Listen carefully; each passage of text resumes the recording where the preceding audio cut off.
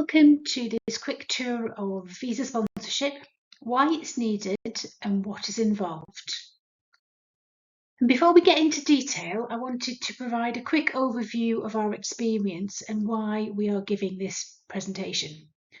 Vetted Recruitment was created in the summer of 2021 by Debbie Loading and myself, Laura Collins. Both of us as directors had worked previously for IVC Evidensia within their recruitment team for many years. Debbie was originally a veterinary nurse and then helped to set up independent veterinary practice before moving into recruitment. She was headhunted to join IVC, where she headed up the recruitment department. And I joined as recruitment manager for IVC, and prior to this, recruitment partner for Vets Now for over 5 years. I hold a postgraduate diploma in human resource management, and I'm a registered immigration advisor. And together we have placed thousands of clinical staff over the last few years. But during our time at IVC, we saw the significant contribution that international employees were making to the business and across the market in general.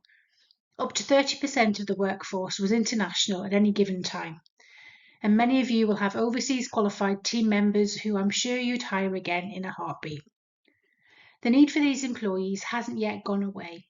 And yes, there are more vet schools and more new graduates, but there are also more opportunities outside of clinical practice in telemedicine, teaching, technical roles, pharma and animal health, for example.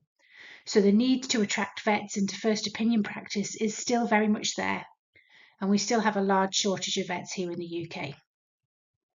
So we've chosen to use our experience where we feel it adds the most value to you, the small business owner, in helping you to continue to be able to hire those candidates that you were able to hire easily before we left the EU. And also due to the requirement for all overseas candidates needing to be sponsored, we're seeing a huge increase in candidates already working in the UK that are seeking new jobs that still require sponsorship. So all overseas candidates need to be sponsored for a minimum of 5 years prior to being able to then apply for indefinite leave to remain. And this means that there are still some very experienced vets from all over the world currently working in the UK that you could also attract by having a sponsor license. And we know from experience that these candidates seek out job adverts where it states sponsorship is offered. And we represent these types of candidates on a weekly basis currently, and we wanted to help more independent practices to be able to hire them. So why do we need to sponsor candidates at all? So employers who are looking to hire the following employees must have a sponsorship licence. That is EU-born applicants entering the UK after the 1st of January 2021, any US, New Zealand, South African or Australian-born applicants, and then any other nationality of applicant who has successfully passed the statutory membership exam. A sponsored licence is a permit that is issued by the UK Home Office that allows a company to sponsor foreign workers to work in the UK.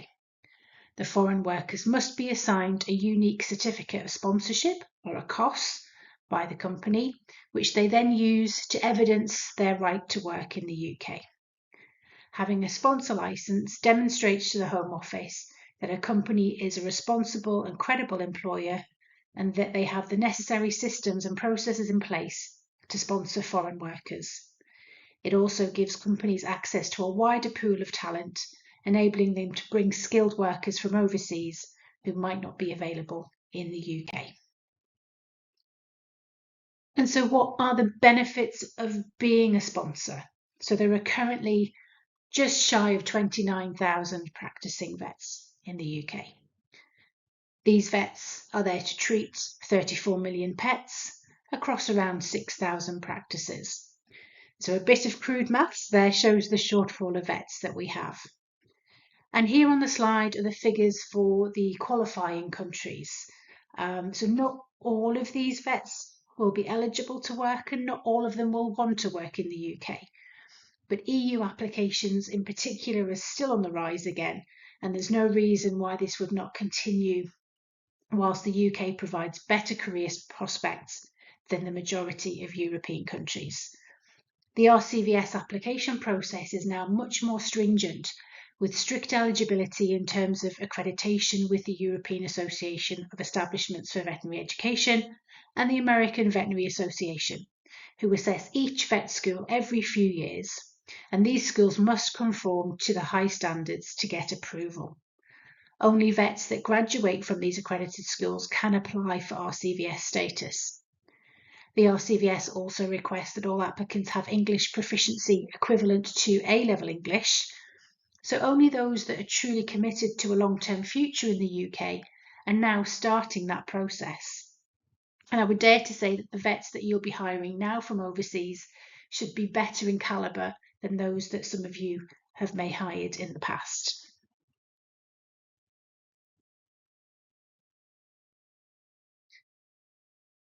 Now, I'm sure many of you are already aware of the cost of a vacancy to your business, but let's just have a quick recap. A permanent employee should be earning you between 3.5 and 5 times their salary, ideally. So if you lose a permanent employee and you have a gap in the team for 60 days, you could potentially be losing income of £20,000 upwards. So in this period, you may choose to hire a locum, which is not cheap in itself, but depending on the caseload of the experience level that they have, you may not be able to secure a locum at all. So the best time to become a sponsor is before you want to hire. And the first step to that is obtaining the Home Office licence so that you can attract overseas talent to your practice and be ready to take on an applicant. It's worth being aware that permanent licence applications can take up to 12 weeks, depending on your practice circumstances.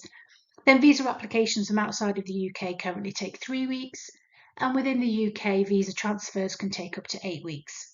So it could take up to 5 months for you to make that first hire from inside the UK. So a brief overview now of the application process. Before starting the online application made at gov.uk, practices should gather all of the required information and documents based on the eligibility criteria that are given in the application guidelines. This namely goes to business legitimacy, financial stability, human resource management, right to work checks, criminal record checks, the need for a genuine vacancy, the English language requirement, and the specific requirements may vary based on the type of business and the type of worker being sponsored. Eligibility criteria is, of course, something that we can go over with you. You complete the online application form. So the application for sponsor licence is completed through the UK Home Office's online service. The application form will ask for information about the company, about your potential sponsored worker, and the job vacancy being offered. Reasons that your application may be rejected include incomplete or inaccurate information, failure to meet the eligibility criteria, late submission of information, and not providing enough evidence of job vacancies. Once you've completed the form, you pay the application fee. This fee will then vary based on the size of company and the type of worker being sponsored, but the fee must be paid online at the time of submitting the application. And you can see the fees here on the screen depending on the size of your business. Once the application has been submitted, the Home Office will review the information and make a decision on whether or not to grant the sponsor licence. This process, as I say, can take up to 12 weeks, but the practice will be informed of the decision by email. Once the information has been provided, the company can then assign the costs or certificate of sponsorship to the sponsored worker, which they then use for evidence of their right to work in the UK. Differing certificates of sponsorships are assigned for differing circumstances, so care needs to be taken at this part of the process. But again, that is something that we can help with.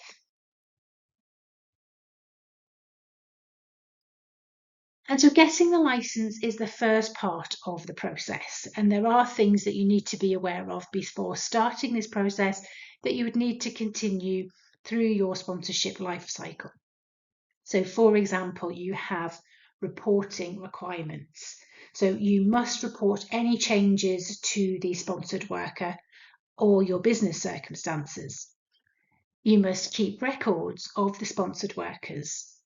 You must monitor the sponsored worker and maintain the Home Office's points-based system database. So you must update the Home Office with information about the sponsored worker and the job vacancies being offered if this changes. It must be updated in a timely manner and the information must be accurate and up to date. And now for the serious bit, which is highly unlikely, but we obviously do need to make you aware of the potential risks. So failing to meet these responsibilities for reporting can have serious consequences for practice and your sponsored workers. So some of the potential consequences include a licence revocation. So if your practice fails to meet its obligations, the Home Office may revoke your licence. This means that you'd no longer be able to sponsor any overseas workers. There might also be financial penalties. So companies, again, that fail to meet their obligations can face financial penalties, including fines of up to £10,000 per illegal worker. There are also civil penalties. So if you are found to have employed illegal workers, the penalties range from about £20,000 per worker. And then in the most extreme cases, you can face criminal convictions if you are found to have knowingly employed illegal workers. Add to this, failure to meet your obligations can harm your reputation and make it more difficult for you to hire sponsored workers in the future. And if your sponsor license is revoked, then the sponsored workers that you do have may be required to leave the UK. And then they could also be banned from re-entering the UK for a period of time after that. So again, these are the very severe cases, but we are there to help you through that process of reporting and record keeping. And this is something that we go through with you as part of our consultation process.